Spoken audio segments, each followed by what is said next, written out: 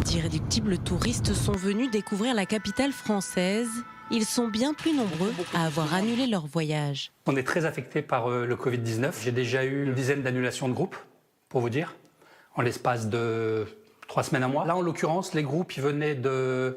Il y en avait d'Inde, d'Europe de l'Est, et puis de Chine. Ma boîte mail, qui est de 200 mails tous les jours, elle est passée à 15 ou 20.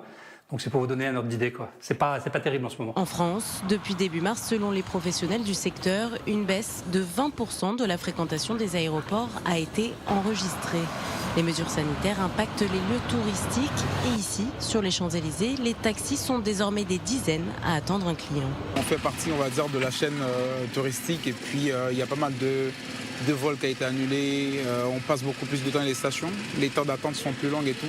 On est sur l'avenue du Champs-Élysées, il n'y a pas de clients. Quand on a du mal à faire 150 euros, c'est très très dur. Donc là, aujourd'hui, c'est dur. C'est dur. J'ai fait 2 courses depuis ce matin. J'ai commencé tôt pourtant. Même constat chez les hôteliers. Cette semaine, je pense que nous allons tourner, nous avons 17 hôtels à Paris, aux alentours de 35 à 40%. On devrait être avec tous les salons qu'il y a normalement, on était à 100%.